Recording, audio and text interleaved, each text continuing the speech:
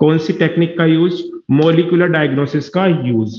तो देखो क्या है, using conventional methods of diagnosis like serum and urine analysis early detection is not possible. कि अगर हम कन्वेंशनल मेथड का यूज करते हैं तो अर्ली डिटेक्शन नहीं हो पाता है। ठीक है। Some of the techniques that serve the purpose of early diagnosis are, पहला है पीसीआर, दूसरा है रिकॉम्बिनेंट डीएनए टेक्नोलॉजी और तीसरा है एंजाइम लिंक्ड इम्यूनोसोर्बेंट एसे। ठीक है। अगर हम पीसीआर की बात करें तो आप देख सकते हो इसमें हमने बहुत कम डिटेक्टेबल अमाउंट को भी एम्पलीफाई करके उसे डिटेक्ट किया है। ठीक है। जैसे कि हमने अभी रिसेंटली यूज लिया है इसे कोरोना की टेस्टिंग में। ठीक है। लेकिन एनसीईआरटी पहले लिखी गई थी तो उसने कोरोना का नाम नहीं लिखा, उसने एचआईवी का नाम लिख रखा है कि हम एचआईवी की भी अर्ली स्टेजेस के अंदर हम क्या कर सकते हैं, मॉलिक्यूलर डायग्नोसिस कर सकते हैं। हम पीसीआर के थ्रू किसी भी पेशेंट का ब्लड सैंपल लो, पीसीआर के थ्रू उसके अंदर से जो भी हमारा डीएनए कोरोना का आरएनए वायरस है उसको एम्पलीफाई करो और उसको डिटेक्ट कर लो। अगर बहुत दिन बाद में करोगे, जब उसके सिम्टोमेटिक हो जाएगा, तो उसके बाद में तो क्या होगा, उसके बाद में तो सिम्टोमेटिक होने के बाद में तो उसको ठीक करना पॉसिबल नहीं है, बचाना पॉसिबल नहीं है। ठीक है। तो यहां पर आप देख सकते हो कि बहुत कम अमाउंट में भी अगर होगा तो पीसीआर करके एम्पलीफाई कर लेंगे। PCR is now routinely used to detect HIV in suspected AIDS patients. Now, it is being used to detect mutations in genes in suspected cancer patient too. Cancer patients के अंदर जो gene mutate हुई है उनको भी हम PCR से amplify करके देख सकते हैं। Now it is powerful technique to identify many other genetic disorders. तो यहां पे हम पीसीआर से इनको एम्पलीफाई कर करके देख सकते हैं। नेक्स्ट है रिकॉम्बिनेंट डीएनए टेक्नोलॉजी। अगर हम रिकॉम्बिनेंट डीएनए टेक्नोलॉजी की बात करें तो यहां पर हम कुछ प्रोब्स बना के रखेंगे जो कि हमारी जितनी भी ऑल पॉसिबल जीन्स है ना उनके प्रोब्स है। अब प्रोब्स क्या होते हैं, आपको पता है कि प्रोब्स होते हैं सिंगल स्ट्रैंडेड डीएनए या आरएनए जो कि रेडियो लेबल्ड हो। हमने बात करी थी वीएनटीआर प्रोब्स की, वो सिंगल स्ट्रैंडेड थे, डीएनए के प्रोब्स थे जो कि रेडियो लेबल्ड थे। ठीक है। ऐसे ही हमने सभी एमआरएनए के सभी जीन्स के प्रोब्स बना रखे हैं। तो हम क्या करेंगे, अगर हमें पता करना है कि इस इंसान की कौन सी जीन में म्यूटेशन हुआ है तो हम उस इंसान की सभी जीन को, सभी उसके न्यूक्लिक एसिड को रेस्ट्रिक्शन एंडोन्यूक्लियस से कट करेंगे और कट करने के बाद में उसे जेल इलेक्ट्रोफोरेसिस पे रन करवाएंगे। उसके बाद में उसका डिनेचुरेशन करेंगे जिससे वो सिंगल स्टैंडर्ड में हो जाएगा। आपको याद होंगे स्टेप। अब उसका डिनेचुरेशन करने के बाद में हम उसके ऊपर वो प्रोब्स डाल देंगे। जहां जहां पर प्रोब्स का कॉम्प्लीमेंट्री होगा वहां वहां पे वो बाइंड हो जाएगा। लेकिन कोई भी म्यूटेंट जीन होगी, कोई भी डिफेक्टेड जीन होगी, उसके लिए तो हमारे पास प्रोब नहीं होगा। तो वहां पर वो जगह हमें खाली दिखाई देगी, वहां पर ऑटो रेडियोग्राफी के अंदर कुछ भी डिटेक्शन नहीं होगा। ये बात सभी को समझ में आ रही है कि नॉर्मल जीन के प्रोब्स तो हमने डिजाइन कर रखे हैं, वहां तो वो बाइंड हो जाएंगे। लेकिन अगर कोई जीन, एक बार में सुनता नहीं है सौम्य बेटा, बार बार में बुलवा हुआ।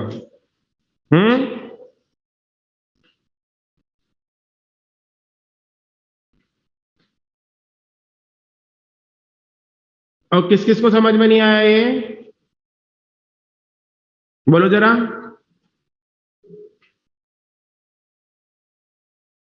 ठीक है। तो मैं सौम्य को बता रहा हूं शॉर्ट में। ऐसा है कि हमने क्या किया है, रिकॉम्बिनेंट डीएनए टेक्नोलॉजी का यूज किया है किसी भी म्यूटेंट जीन को आइसोलेट करने, म्यूटेंट जीन को आइडेंटिफाई करने के लिए। कैसे, हमने जितनी भी पॉसिबल जीन्स हैं उन जीन्स के क्या बना रखे हैं, प्रोब्स। प्रोब्स मतलब सिंगल स्टैंडर्ड डीएनए जो कि रेडियो लेबल्ड हो। अब हमने क्या किया कि हमने सारी की सारी जीन्स को कट करके ऐसे जेल इलेक्ट्रोफोरेसिस पे रन करवा लिया। ये रन हो गई, ऐसे ये जीन्स आ गई। ठीक है। अब इसके ऊपर हमने क्या डाल दिए, प्रोब।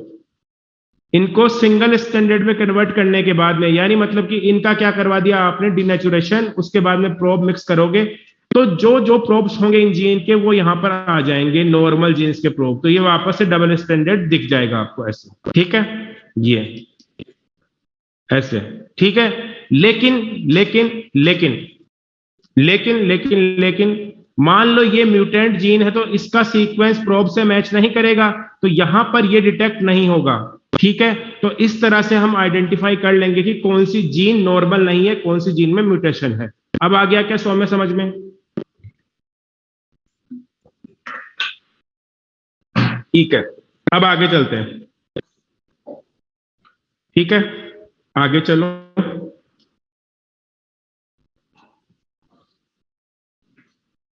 यहां पर आप देख सकते हो कि हमने बात करी है, it probe is complementary to normal gene.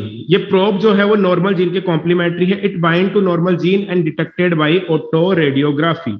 The probe will not have complementary with the mutated gene, hence it will not appear on the photographic film। ये फोटोग्राफिक फिल्म पर नहीं आएगा। बात समझ में आ गई?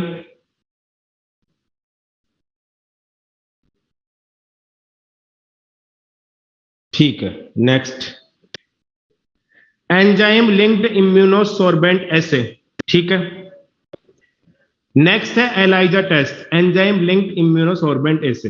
अब मान लो कि आपको कोई डिजीज हुई है, आपको मान लो कोई भी डिजीज हुई है, उस डिजीज के कारण से कुछ एंटीजन एंटीबॉडी रिएक्शन होती होगी, कुछ एंटीजन बनते होंगे, कुछ एंटीबॉडी बनती होंगी। तो वैसे ही हम एंटीजन एंटीबॉडी इंटरेक्शन करा करके, जैसे कि प्रेगनेंसी किट है। अब प्रेगनेंसी के अंदर मान लो किसी भी लेडी के बॉडी में कुछ अलग हार्मोन्स बनते होंगे। उन हार्मोन्स को अगर आप डिटेक्ट कर लोगे, तो अगर वो हार्मोन्स अगर ब्लड में पाए गए, तो आप क्या बोलोगे ब्लड में या यूरिन में कि हाँ प्रेगनेंसी है। ठीक है, हाँ एचसीजी हार्मोन्स है, अगर वो बढ़े हुए हैं तो क्या हो गई, प्रेगनेंसी है। तो आप एक प्रेगनेंसी किट बना दोगे जिसके ऊपर उस हार्मोन को डिटेक्ट कर लिया जाएगा। वही क्या है, एंजाइम लिंक्ड इम्यूनोसोर्बेंट एसे है, और ये काम करता है एंटीजन एंटीबॉडी रिएक्शन पर।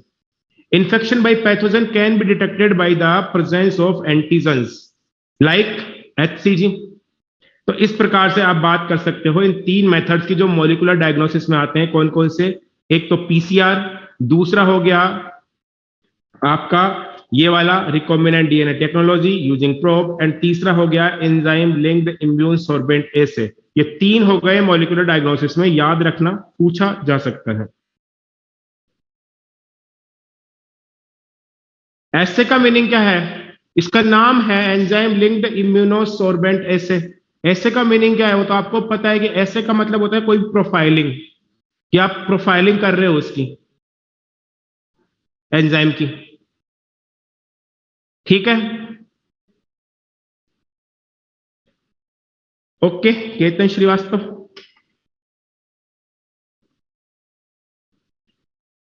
ठीक है, तो ये आपका यहां से हो गया। अब हम बात करेंगे ट्रांसजेनिक एनिमल्स की। क्या होते हैं ट्रांसजेनिक एनिमल? कोई भी नॉर्मल एनिमल है जिसके अंदर उसकी खुद ही की जीन है, उस नॉर्मल एनिमल के अंदर अगर आपने रेट्रोवायरस की हेल्प से कोई दूसरी जीन को इंट्रोड्यूस करवा दिया है, then this animal is called transgenic animal. ठीक है, तो ये बात आपको समझ में आ गई होगी कि नॉर्मल एनिमल के अंदर अगर रेट्रोवायरस की हेल्प से कोई नया जीन ट्रांसफर कर दिया गया है, तो ये हो गई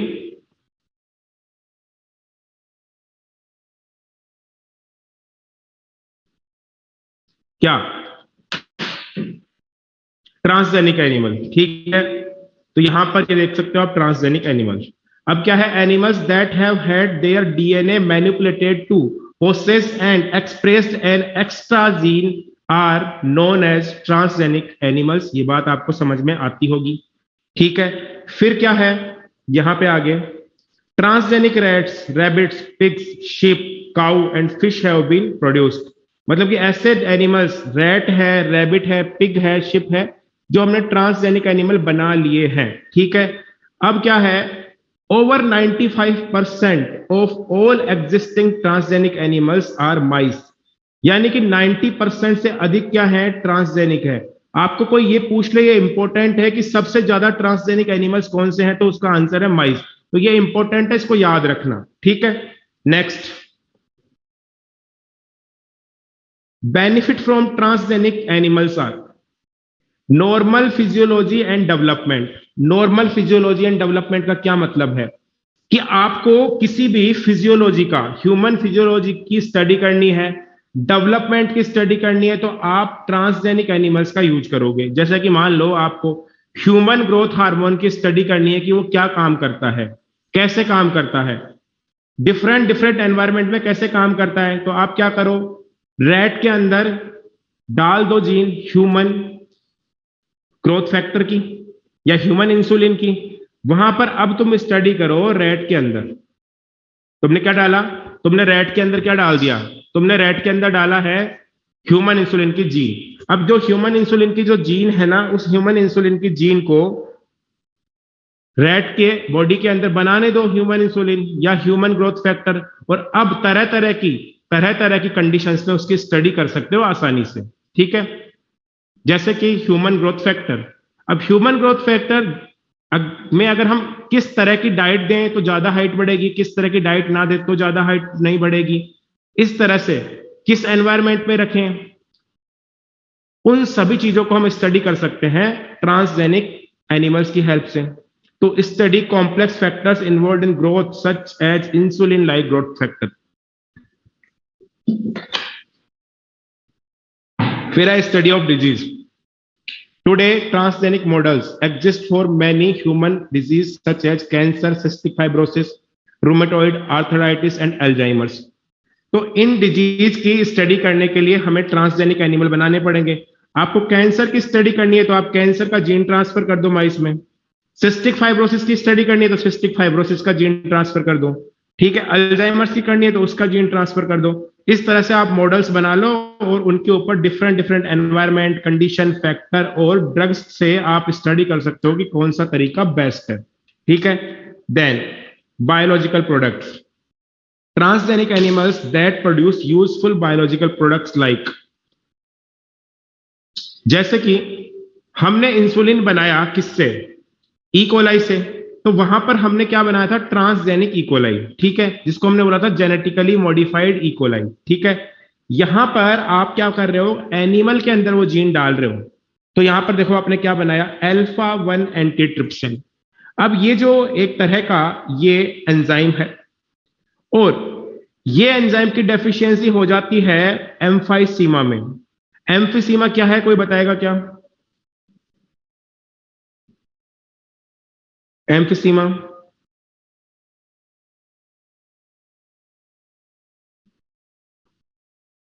हाँ, लंग्स का डिसऑर्डर है, ब्रीथिंग रेस्पिरेटरी ट्रैक की डिसऑर्डर है, डिजीज है। ठीक है, ब्रीदिंग प्रॉब्लम है।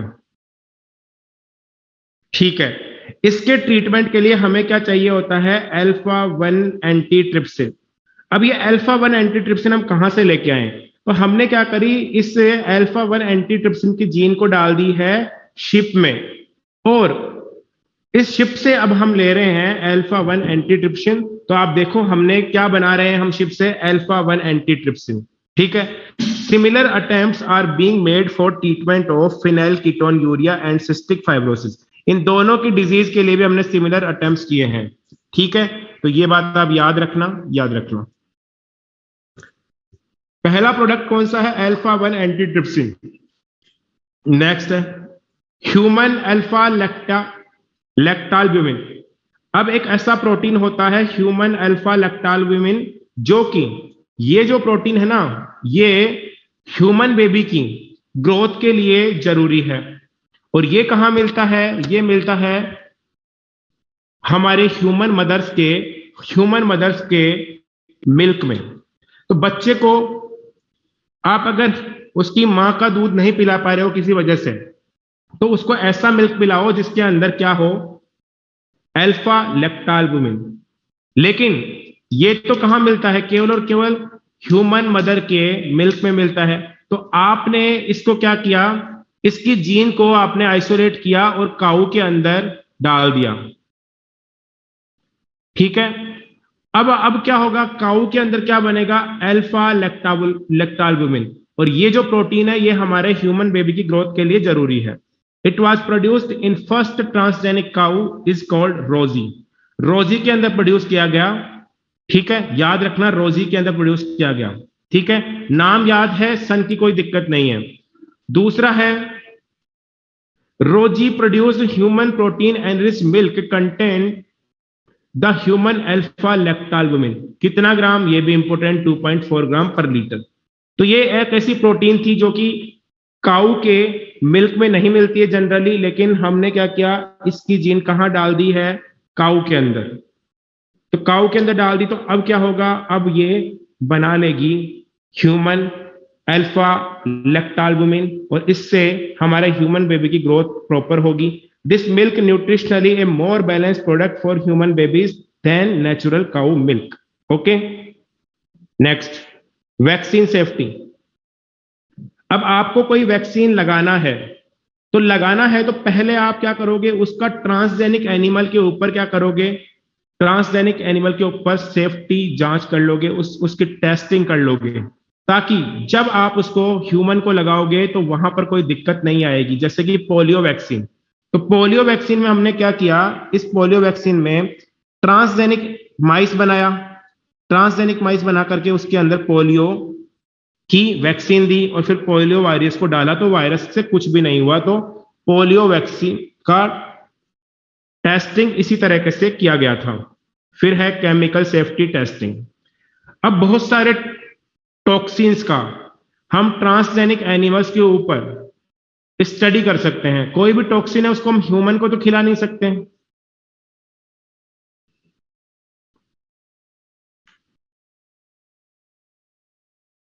ठीक है, ह्यूमन को तो खिला नहीं सकते हैं। तो आपने क्या किया, आपने इसके अंदर क्या किया, ट्रांसजेनिक एनिमल्स बनाए, उसके अंदर ह्यूमंस की जीन डाली, और अब आप टेस्टिंग कर रहे हो, ठीक है। सौम्य कह रहा है कि सर वैक्सीन को नॉर्मल माइस में भी टेस्ट करवा सकते हैं। हाँ, करवा सकते हैं, लेकिन एक बार बताओ, ज्यादा अच्छे रिजल्ट किस में आएंगे, नॉर्मल में या ट्रांसजेनिक में? क्योंकि जैसे मान लो पोलियो वायरस, मान लो हमारे पोलियो वायरस हमारी किसी प्रोटीन के सिंथेसिस को रोकता है, ठीक है, तो हमने पहले उस प्रोटीन के सिंथेसिस की जीन डाली है चूहे में। जब चूहे में वो जीन डाली, तो पोलियो वायरस उसके अंदर भी कोशिश करेगा उसको रुकवाने की, ठीक है। तो फिर हम क्या करेंगे, एक ट्रांसजेनिक माइस बनाएंगे जिसके अंदर जिस प्रोटीन को डैमेज करता है पोलियो वायरस, उसकी जीन को डालेंगे। अब वो ट्रांसजेनिक माइस है, अब उसके ऊपर अगर हम टेस्टिंग करेंगे तो ज्यादा अच्छे रिजल्ट आएंगे। ये बात समझ में आ गई, ठीक है। तो ज्यादा अच्छे रिजल्ट आए, हमने नॉर्मल माइस के अंदर डाला अगर कोरोना, सॉरी, इसका पोलियो का वैक्सीन, तो वहां पर क्या होगा, नॉर्मल वायरस के अंदर डालने पर क्या होगा, नॉर्मल इंसान के अंदर डालने पर क्या होगा, सॉरी, नॉर्मल माइस के अंदर डालने से क्या होगा बताओ, टेस्टिंग तो हो जाएगी, लेकिन उतने अच्छे रिजल्ट नहीं आएंगे। तो हमने क्या किया, ह्यूमन की वो जीन ली जिसको कोरोना वायरस इफेक्ट करता है, उस जीन को निकाल के माइस में डाल दिया। अब हमने वैक्सीन लगाई, तो हमें पता चल गया कि वैक्सीन कितनी इफेक्टिव है। हाँ, इंसान बहुत बुरे हैं क्योंकि उनके पास टेक्नोलॉजी है। आ गई क्या बात समझ में? फिर केमिकल वाला हो गया। Next, ethical issues. अब ये जो अभी सौम्या श्री बोल रही थी कि इंसान बहुत बुरे हैं,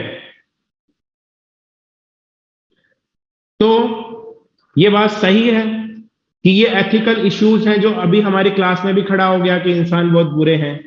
तो ये एथिकल इश्यूज हैं। हम किसी भी जानवर के अंदर कोई भी जीन ट्रांसफर नहीं करवा सकते हैं, ऐसा बैंड है, ठीक है, क्योंकि ये हमारा हक नहीं है कि हम उसके जेनेटिक मटेरियल में छेड़छाड़ करें, उसके अंदर कैंसर कोज करवाएं, उसके अंदर ये करवाएं वो करवाएं। तो कुछ एथिकल इश्यूज हैं, इनको रेगुलेट करने के लिए क्या क्या काम करती है गवर्नमेंट, वो देख रहे हैं। तो एथिकल इश्यूज, जैसे कि आपने ट्रांसजेनिक एनिमल्स बनाए, ट्रांसजेनिक प्लांट बनाए। अब एनिमल्स के केस में तो ऐसा है कि आप उनको तड़पा तड़पा के मार रहे हो, कोई जीन डाल रहे हो, फिर ये कर रहे हो, फिर वो कर रहे हो। प्लांट्स के केस में क्या है कि आपने प्लांट के अंदर डाल दिए ऐसे जीन जो नॉर्मली प्लांट के अंदर नहीं होते हैं। मान लो आपने प्लांट के अंदर डाल दिया किसी हर्बीवोरस का जीन, प्लांट के अंदर मान लो आपने गाय का जीन डाल दिया, ठीक है, या बकरे का जीन डाल दिया, तो क्या वो उसका ओरिजिनल जीन है? अब कुछ लोग कहते हैं कि हम उसको, अगर शाकाहारी लोग हैं ना, वो उस प्लांट को नहीं खा सकते क्योंकि उसके अंदर किसका जीन है? एनिमल का जीन है। तो लोगों के लिए कुछ भी एथिकल इश्यू हो सकता है, जैसे कि बीटी कॉटन को भी हमने अलाउ कर दिया लेकिन बीटी ब्रिंजल को हमने अलाउ नहीं किया। तो यहां पर क्या है? The manipulation of living organisms by the human race can not go on any further without regulation, ठीक है। Next, some ethical standards are required to evaluate the morality of all human activities, कि human activities की morality को decide करने के लिए कुछ ethical standards होने चाहिए। तो इनको कौन रेगुलेट करता है? तो इसको रेगुलेट करती है इंडियन गवर्नमेंट की एक ऑर्गेनाइजेशन जिसका नाम है जीईएसी, मतलब कि जेनेटिक इंजीनियरिंग अप्रूवल कमिटी। और genetic engineering approval committee important है। यहां पे जीईएसी का नाम आपसे कभी भी पूछा जा सकता है, जीईएसी का फुल फॉर्म पूछा जा सकता है। तो बेटा याद रखना जीईएसी का मतलब क्या है? जेनेटिक इंजीनियरिंग अप्रूवल कमेटी, ठीक है। नींद आ रही होगी आज की क्लास में, क्योंकि आज की क्लास में कुछ ऐसे ही पॉइंट्स इनका करे भी क्या, पढ़ने ही पड़ेंगे, ठीक है।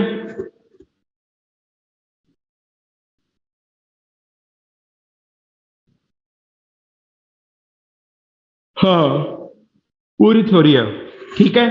तो यहां पर जीईएसी का नाम आपसे पूछा जा सकता है, जीईएसी का नाम आपसे पूछा जा सकता है, ठीक है। तो जीईएसी का फुल फॉर्म क्या है, ये आपसे पूछा जा सकता है। GEC will make decisions regarding the validity of GM research and safety of introducing GM organisms for public services। तो ठीक है, आप कोई भी रिसर्च करते हो जीएम क्रॉप पे, जीएम एनिमल पे, तो आपको जीईएसी से अप्रूवल लेना पड़ेगा। जब आपका फाइनल ऑर्गेनिज्म बन जाएगा तो उस फाइनल ऑर्गेनिज्म को पब्लिक सर्विसेज के लिए इंट्रोड्यूस कराने से पहले भी अप्रूवल लेना पड़ेगा। नेक्स्ट है बायो पेटेंट।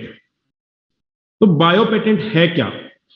देखो, बायो पेटेंट की अगर बात करें तो बायो पेटेंट एक ऐसी सर्टिफिकेट है जो किसी भी पर्सन को उसके इन्वेंशन के लिए, उसके किसी प्रोडक्ट के लिए उसको एक हक देता है, उसको एक श्योरिटी देता है कि आपके अलावा इसका कोई भी यूज नहीं करेगा। अगर आपको किसी को यूज करवाना है तो आप इसको बेच सकते हो, पैसे ले सकते हो इसके बदले में, ठीक है। तो यहां पर बायो पेटेंट का मतलब है, देखते हैं क्या है। A patent is right granted by a government to an inventor or prevent others from commercial use of this invention। मान लो मैंने एक रेसिपी बनाई, ठीक है। मैंने रेसिपी छोड़ो, चलो मान लो मैंने एक बुक लिखी, ठीक है। अब मैंने जो बुक लिखी उस बुक को मैंने पेटेंट करवा लिया। अब कोई भी बंदा उस बुक को मेरे से पूछे बिना नहीं बेच सकता। मैं अलाउ करूं तो ही बेच पाएगा, ठीक है। अगर मैं मना कर दूं तो नहीं बेच सकता। फिर मैं उसे बोलूं कि मुझे तेरी 100 रुपए की किताब है, मुझे 50 रुपए मुझे चाहिए, तो उसे देने पड़ेंगे। तो ये होता है बायो पेटेंट, ये होता है पेटेंट। ऐसे ही हम किसी भी मतलब किसी भी ऑर्गेनिज्म का पेटेंट करवा लें, किसी भी फसल का पेटेंट करवा ले, तो वो क्या कहलाता है? Bio patent. अब आते हैं बायो पेटेंट पे। It's law and rules prevent unauthorised exploitation of bio resources. तो हमने किसी भी ऑर्गेनिज्म का कर लिया है पेटेंट, तो अब आप उसके अनऑथराइज्ड एक्सप्लॉयटेशन को रोक सकते हो, ठीक है।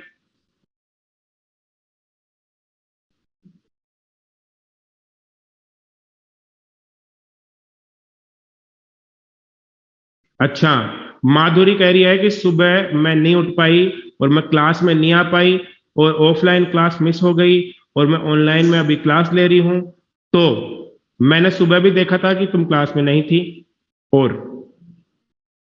अब तुम वापस से काउंटर पे पढ़ोगे उसको।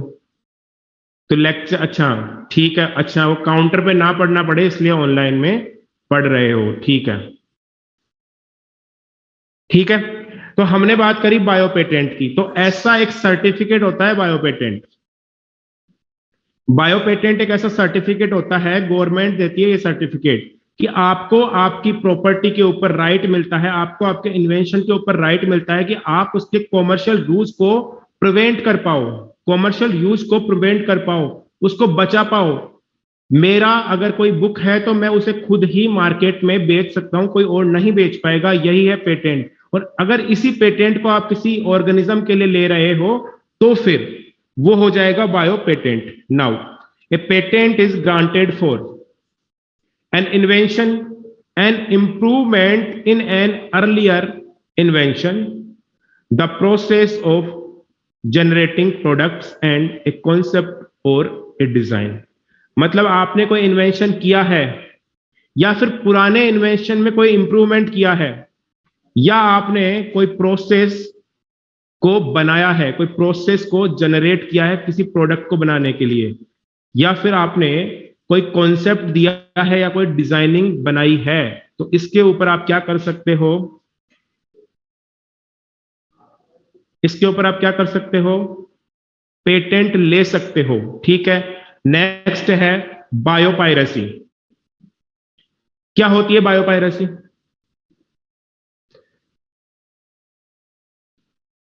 बताओ, मैं थक गया बोलता बोलता। बायोपायरेसी क्या होती है?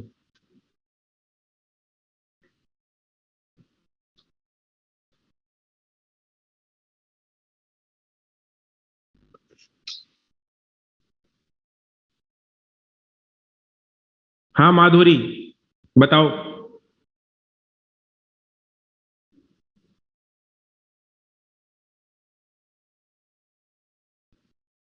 अफ्रीका का है एक प्लांट था जो शुगर से ज्यादा स्वीट होता था, फिर उसको उठा के ले गए बाहर चोरी करके। हम्म, ठीक है। पायरेसी का मतलब होता है,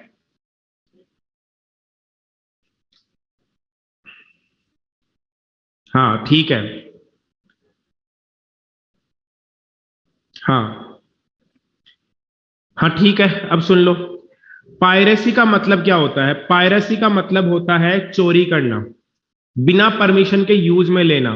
ठीक है, और अगर आप किसी बायो रिसोर्स से इसकी चोरी करते हो तो वही है बायोपायरेसी।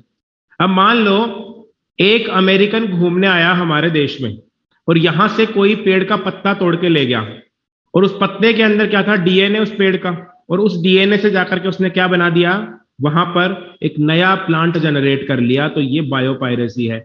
हमारा जेनेटिक मटेरियल चुरा के ले गया वो।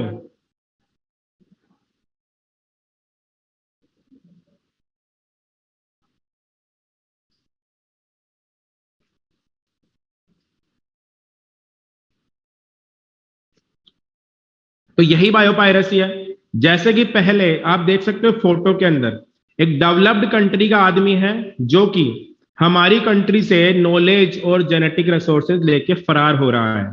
तो इसको हमें रोकना पड़ेगा, तो यहां पर इंटरनेशनल रूल्स हैं। ठीक है, तो क्या है देखो, बायोपायरेसी का मतलब है कि आप अपनी बायो रिसोर्सेज की चोरी होने से बचा सको। अब हुआ क्या, हाँ, अब हुआ क्या कि हमारे यहां पर चावल की बहुत सारी वैरायटी है, उसके अंदर से क्या है, एक वैरायटी बासमती राइस की है, और बासमती राइस की भी बहुत सारी स्ट्रेंस हैं। इस चावल में एक अलग ही महक होती है, एक अलग ही खुशबू होती है। ठीक है, तो इस खुशबू के सब दीवाने हैं, चावल की इस खुशबू के, सारी कंट्रीज। बाहर की कंट्रीज में बासमती चावल को बहुत पसंद किया जाता है, पर समस्या यह है कि ये केवल और केवल इंडिया में ही ग्रो होता है। ठीक है, तो क्या हुआ, तो ये हुआ कि एक अमेरिकन कंपनी ने इंडिया से बासमती राइस की एक स्ट्रेन को चुरा लिया, और उसको ले गई वो अमेरिका। वहां पर एक सेमी ड्वार्फ वैरायटी के साथ में उसका कराया क्रॉस और एक नई वैरायटी बनाई, जिसके अंदर उस बासमती राइस की फ्लेवर वही थी, बासमती राइस की क्वालिटी वही थी, सब कुछ वैसा ही था जैसा बासमती राइस में होता है, लेकिन उन्होंने दो जर्म प्लाज्म का क्या करवा दिया, क्रॉस। उन्होंने एक नई वैरायटी डेवलप कर ली और उसका पेटेंट करा लिया अपने नाम से। अब बासमती राइस की जो खुशबू होती है, जो फ्लेवर होता है, जो क्वालिटीज होती है, वो तो वही होंगी जो हमारे राइस में है। तो हमारे राइस को उसने बोल दिया कि ये इस राइस का, इस फ्लेवर का, इस स्वाद का मेरे पास पेटेंट है, और या तो तुम बेचो मत अमेरिका के मार्केट में इस राइस को, और अगर बेचना है तो फिर मुझसे परमिशन लो। तो ऐसे कंडीशन में तो बहुत बड़ी प्रॉब्लम हो गई, ना तो हमारे किसान उगा पा रहे हैं ना बेच पा रहे हैं। अगर उनको बीज भी खरीदना है किसान को तो उसी कंपनी से खरीदना पड़ेगा, और अगर उनको बेचना है तो उस कंपनी से परमिशन लेनी पड़ेगी, गवर्नमेंट को लेनी पड़ेगी। तो ये तो पंगा हो गया। अब फिर गवर्नमेंट ने इंटरनेशनल कोर्ट में केस डाला, फिर इस केस को लड़ा गया अच्छे से, और फिर इस केस को इंडिया ने जीता। उसके बाद में उस कंपनी से वो पेटेंट छीन लिया गया। अब कोई दिक्कत नहीं है, अब बासमती राइस हमारा ही है। ठीक है, बासमती राइस अब इंडिया का ही है। इसी तरह से हल्दी के अंदर मेडिसिनल प्रॉपर्टीज होती हैं, और वो चीजें हमें बहुत पहले से पता है, हमारे एंसेस्टर्स को। आज के 2000 साल पहले भी हल्दी का यूज होता था, अभी भी हो रहा है। हमें चोट लगती है तो हम हल्दी उसके ऊपर लगाते हैं, हम हल्दी का दूध पीते हैं। ठीक है, मेडिसिनल प्रॉपर्टीज के तौर पर हल्दी का यूज किया जाता है।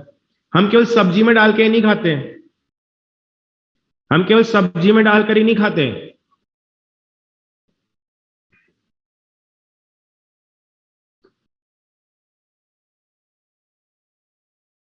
नहीं, वो पेटेंट नहीं थे ना। अगर वो पहले से पेटेंट होते तो अमेरिकन कंपनी को कैसे पेटेंट मिलता?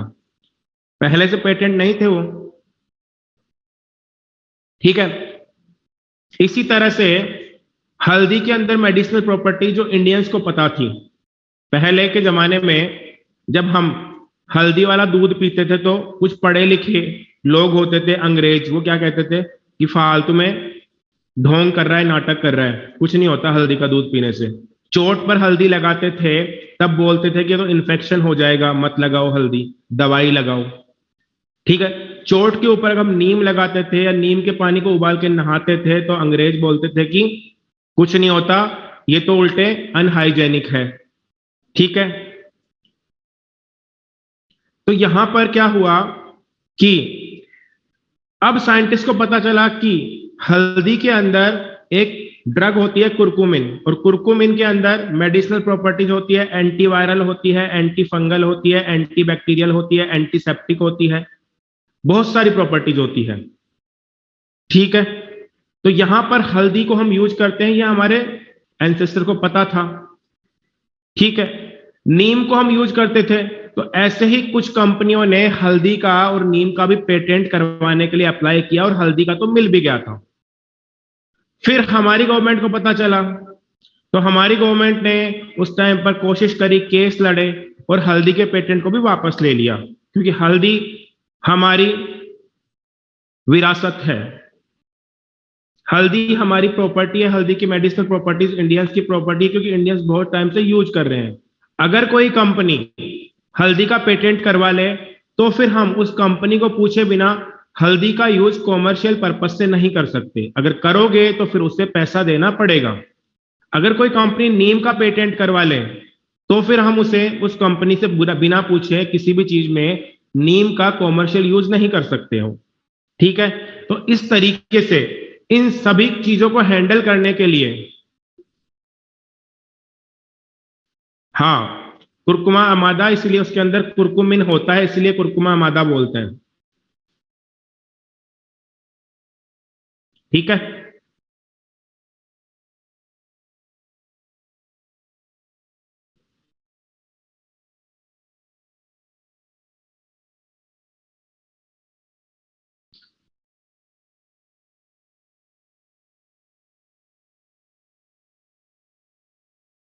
हाँ, वर्ल्ड वाइड होता है। गवर्नमेंट, इंडियन गवर्नमेंट अलग से पेटेंट देती है, अमेरिकन गवर्नमेंट अलग से देती है, लेकिन दोनों की जो ऑर्गेनाइजेशन है वो आपस में कोऑर्डिनेशन करती है कि इसका तुमने दे दिया, इसका हम नहीं देंगे, इसका हमने दे दिया, इसका तुम नहीं दोगे। ठीक है। इंडियन गवर्नमेंट की अलग ऑर्गेनाइजेशन है पेटेंट देने वाली, अमेरिकन गवर्नमेंट की अलग है, लेकिन इंडियन गवर्नमेंट की एम्बेसी और अमेरिकन गवर्नमेंट की एम्बेसी जैसे साथ साथ काम करती है, वैसे ही ये ऑर्गेनाइजेशन भी एक दूसरे से बात करके काम करती है। ठीक है। तो यहां पे आप देख सकते हैं biopiracy. Now biopiracy is the term use to refer to the use of bio resources by multinational companies and other organizations without proper authorization from the countries and people concerned without compensatory payment। हाँ, नीम का payment है, अब बहुत सारी चीजों का payment है government के पास में। ठीक है। नेक्स्ट है biopiracy of basmati rice. The diversity of rice in India is one of the richest in the world. 2 lakh varieties है राइस की। 27 documented varieties of basmati rice are grown in India. In 1997, an American company got patent rights on new basmati rice through the US Patent and Trademark Office। यह है US government का office, US patent and trademark office. यहां से उसने patent ले लिया, लेकिन फिर इस पेटेंट को हमने चुनौती दी इंटरनेशनल कोर्ट में और यह पेटेंट हमारा हो गया वापस से। This new variety of basmati had actually been derived from Indian basmati was crossed with semi-dwarf varieties। ये बात हमने कर ली। Next, similarly several attempts have also been made to patent of turmeric and neem। तो ऐसा ही नीम और turmeric के साथ भी इन्होंने करने की कोशिश की, पर हमने नहीं करने दिया। ठीक है।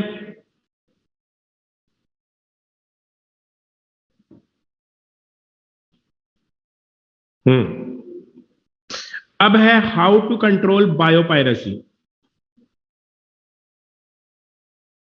हाँ, बिल क्लिंटन। ठीक है।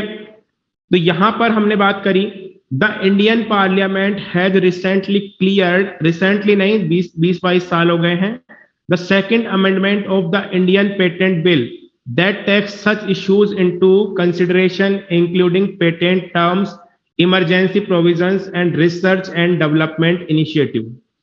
कि इंडियन गवर्नमेंट ने अपना अमिटमेंट किया बिल्स में, और अब इंडियन गवर्नमेंट ने जितनी भी उसकी प्रॉपर्टीज है, इंटेलेक्चुअल प्रॉपर्टीज है, जितनी भी उसकी फिजिकल प्रॉपर्टीज है, जितनी भी उनके पास में बायोडाइवर्सिटी है, उसके लिए वो पेटेंट कराना स्टार्ट कर दिया, पेटेंट करना स्टार्ट कर दिया। तो अब कोई दूसरा नहीं कर सकता है। फिर है बायो रिमेडिएशन। और बायो रिमेडिएशन का मतलब है कि आप अगर किसी भी एयर पोल्यूशन का, सॉइल पोल्यूशन का, वाटर पोल्यूशन का ट्रीटमेंट कर रहे हो बायो रिसोर्सेज से, तो that is called bio remediation. Like bio remediation is a branch of biotechnology that employees the use of living organism like microbes and bacteria in the removal of pollutants and toxins from soil, water and other environments। ठीक है।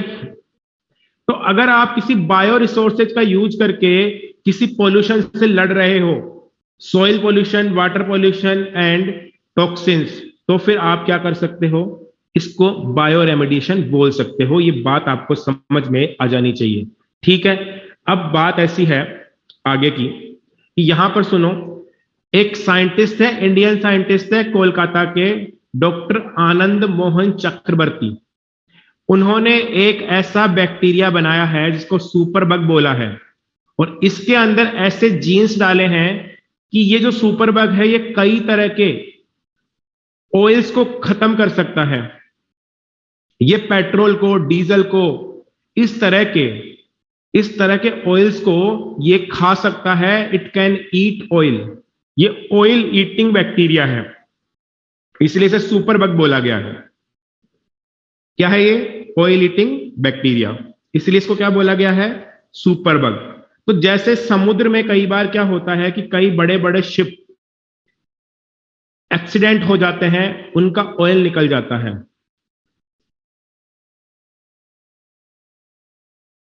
ठीक है।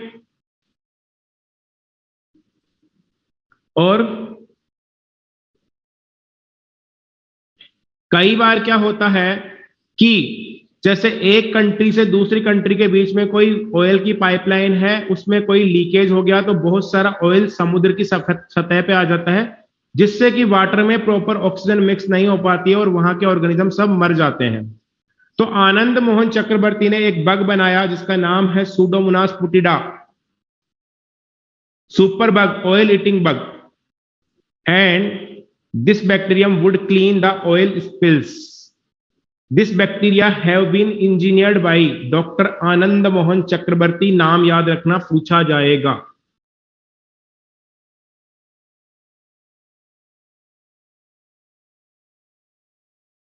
ठीक है। तो यहां पर ये चैप्टर खत्म होता है। आज का लेक्चर जो था वो बहुत ही ज्यादा बोरिंग लगा होगा आपको, लेकिन कोई बात नहीं है, ये ऐसा ही होता है।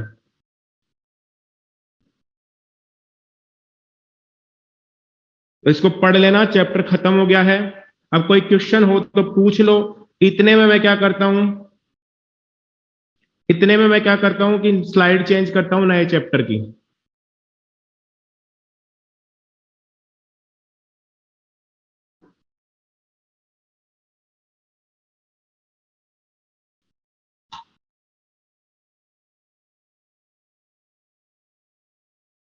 पायरेसी मीन्स चोरी करना, चुराना, बिना पूछे काम में लेना।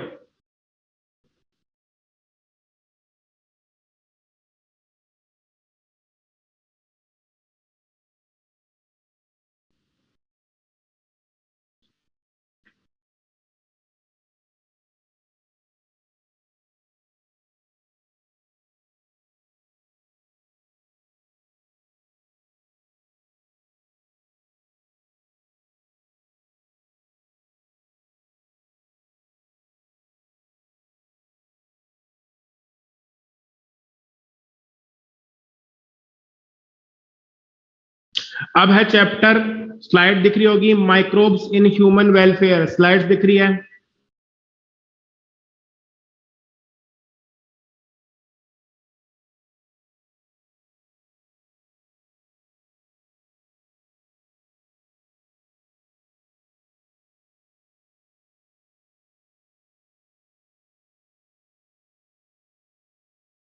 केतन, तुमने शायद मैसेज भी किया था, पेस्टिसाइड्स का क्या मतलब है, किया था ना व्हाट्सएप पे।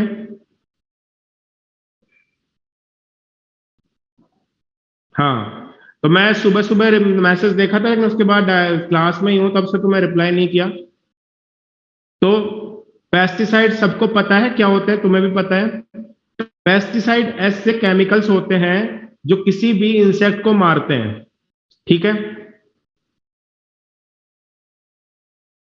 हाँ, ये बायोरिएक्टर से दिख रहे हैं आपको। तो पेस्टिसाइड ऐसे केमिकल्स हैं जो कि किसी भी इंसेक्ट को मार सकते हैं। सुबह की टाइमिंग में लड़कों के लिए बैच नहीं है इंग्लिश मीडियम का, सौम्य। सुबह की टाइमिंग में लड़कों का इंग्लिश मीडियम बैच नहीं है, केवल गर्ल्स बैच है सुबह इंग्लिश मीडियम का, और हिंदी मीडियम का कोएड बैच है।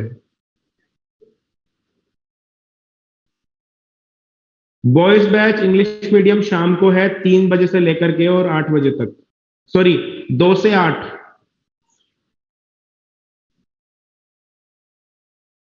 जो आपका अभी चलता है ना वही है टाइम बॉयज बैच का। हाँ, गर्ल्स बैच में है सुबह। हाँ, बिल्कुल, पेस्ट का मतलब इंसेक्ट्स। जो टीचर आपको यहां पढ़ा रहे हैं ना वही टीचर वहां पढ़ा रहे हैं। हाँ, जो यहां पढ़ाते हैं वही वहां पढ़ाते हैं।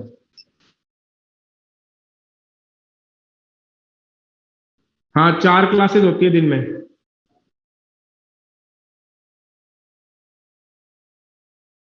क्लास में स्टार्ट नहीं हुआ, क्लास में यहां से वापस होगा। अगर माधुरी तुम्हें जाना है तो जा सकते हो, क्लास में यहां से स्टार्ट होगा वापस से। क्लास में केवल चैप्टर खत्म हुआ है, नया चैप्टर स्टार्ट नहीं हुआ। ऑफलाइन में नया चैप्टर स्टार्ट नहीं हुआ।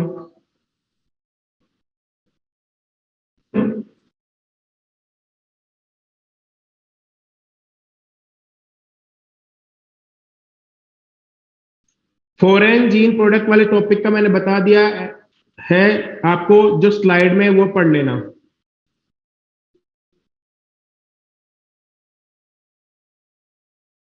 हाँ, ऑफलाइन फास्ट होता है। नहीं, लास्ट चैप्टर कहाँ है? ये चैप्टर है अभी तो माइक्रोब्स है। माइक्रोब्स के बाद में अपना चैप्टर है प्लांट ब्रीडिंग है, उसके बाद में बायोमोलिक्यूल्स है। अभी तो 3 चैप्टर और है बड़े बड़े। हाँ, लास्ट तक साथ साथ ही चलेगा।